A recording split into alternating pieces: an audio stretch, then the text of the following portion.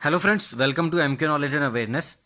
तो फ्रेंड्स, आज मैं आपको इन्फॉर्मेशन देने जा रहा हूं कि इंडिया के पास अभी रिसेंटली रफेल एयरक्राफ्ट रिसीव हुआ है, बट इससे पहले भी इंडिया के पास काफ़ी सारे फाइटर्स थे, ट्रांसपोर्ट एयरक्राफ्ट थे, हेलीकॉप्टर्स थे, जिसकी मदद से इंडिया ने पहले भी बहुत सारी वॉर्स जीती हैं। और ऐसी क्या ज़रूरत पड़ी कि इंडिया को जो रफेल एयरक्राफ्ट है वो परचेज़ करना पड़ा फ्रांस से।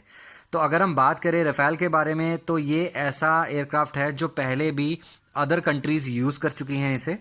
जैसे कि फ्रांस की जो एयरफोर्स थी वो ये यूज़ कर चुकी है, फ्रांस की जो नेवी है वो यूज़ कर चुकी है। आप सब जानते हैं कि हर कंट्री के पास अपना एक एयरक्राफ्ट कैरियर होता है जिसमें वो इस तरीके के फाइटर्स को फ्लाई करने के लिए परमिशन देते हैं और वहाँ से वो डिफरेंट प्लेसेस पे या डिफरेंट एरियाज पे उसे स्क्रैम्बल किया जाता है।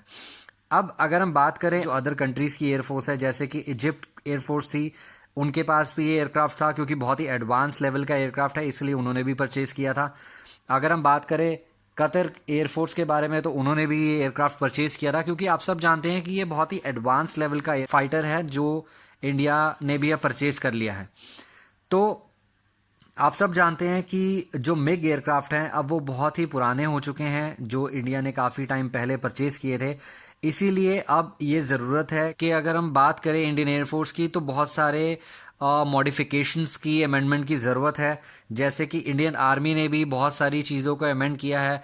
अभी रिसेंटली इंडिया ने, आप सब जानते हैं कि जो बोफोर्स गन है उसे अपग्रेड किया है एक कंपनी के साथ कोलैबोरेशन करने के बाद। और रशिया से ये डील चल रही है कि एयर डिफेंस सिस्टम को हम एक्टिव करें और उनसे कुछ ऐसे डिफेंस सिस्टम को परचेज करें जो कि पूरे डिफेंस सिस्टम को कंट्रोल करेगा। इंडिया के डिफेंस सिस्टम को, रडार सिस्टम्स को कंट्रोल करने के लिए ऑलरेडी इंडिया ने बहुत सारे रडार सिस्टम्स रशिया से परचेज किए थे।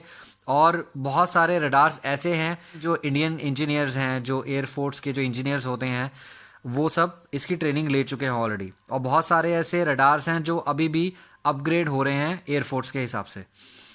अब अगर हम बात करें कि इंडिया के पास पहले कौन सा जो है जेट था, या इंडिया ने पहले कौन कौन से जेट परचेज किए, फाइटर्स परचेज किए थे जो वॉर में यूज़ हुए थे, तो अगर हम बात करें मिग 21 की, आप सब जानते हैं जो मिग एयरक्राफ्ट्स हैं वो बहुत टाइम पहले इंडिया ने परचेज किए थे।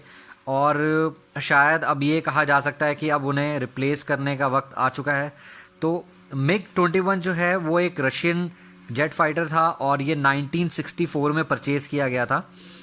और इसकी जो स्पीड थी वो थी तकरीबन 2230 किलोमीटर पर आवर की।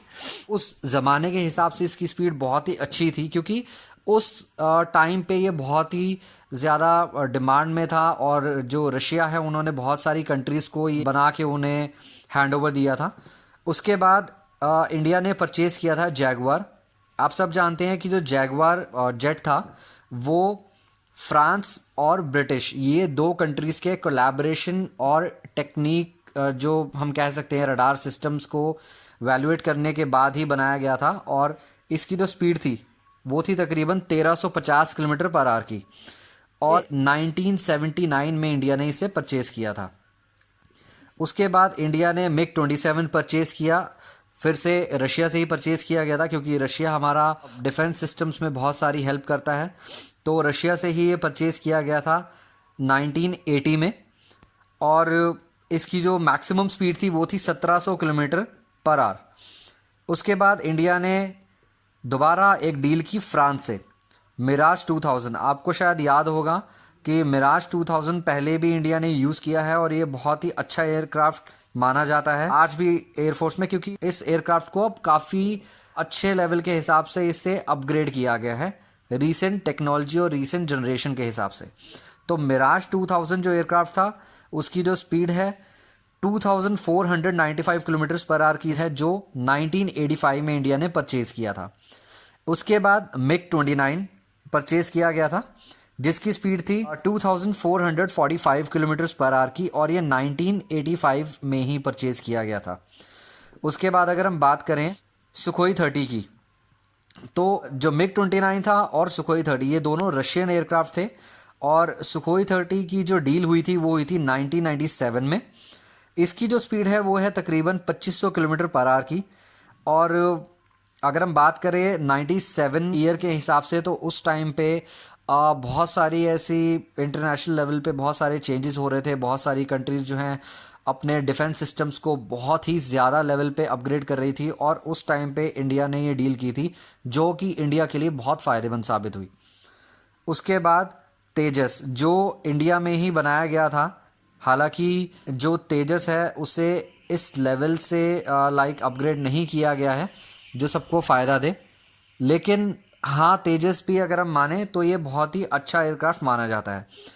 इसे बनाया था हिंदुस्तान एरोनॉटिक्स लिमिटेड ने। इसकी जो स्पीड है वो अभी तक डिक्लेयर नहीं की गई है, क्योंकि कुछ एयरक्राफ्ट जो है वो 2018 में रिसीव हुए, 2019 में भी रिसीव हुए थे। अभी इसकी जो डील है वो कंप्लीट नहीं हुई है, it's still running on. And 2016 में इसका जो फर्स्ट एयरक्राफ्ट रिसीव हुआ था।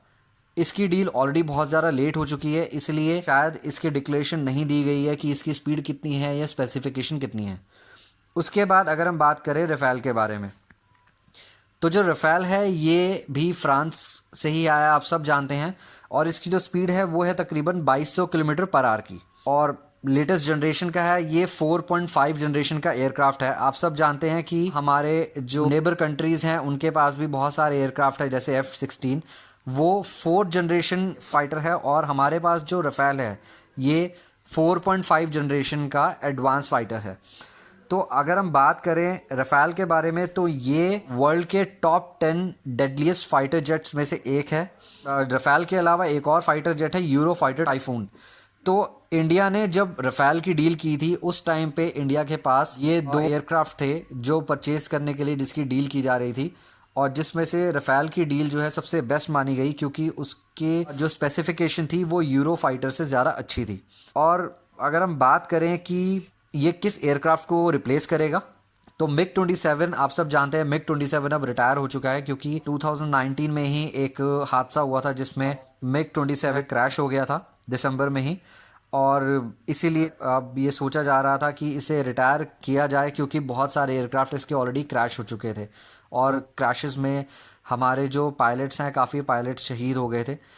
तो इसीलिए अब ये फाइनलाइज किया गया था कि इसे अब नहीं फ्लाई किया जाएगा और इसको रिप्लेस करेगा रफेल। अब अगर हम आज की टेक्नोलॉजी के बारे में बात करें, तो रफेल F-16 के हिसाब से अगर देखा जाए तो बहुत ही एडवांस्ड है। और भी एयरक्राफ्ट हैं जैसे यूएस बनाती है और चाइना भी कुछ फाइटर्स बनाती है, तो उनसे काफ़ी ज़्यादा एडवांस्ड है। बाकी अब एज पर करंट डील जो रशिया के साथ चल रही है, जो डिफेंस सिस्टम्स होते हैं उन पे भी हम वर्क कर रहे हैं। इंडिया में भी आप सब जानते हैं DRDO भी बहुत सारी ऐसी डिफेंस सिस्टम्स पे अपग्रेड करता रहता है, ताकि जो इंडियन डिफेंस सिस्टम है उसे मजबूत बनाया जा सके। तो फ्रेंड्स, आई होप आपको ये वीडियो पसंद आया होगा। आज के लिए सिर्फ इतना ही। This is Manish Taheem signing off. Thank you very much.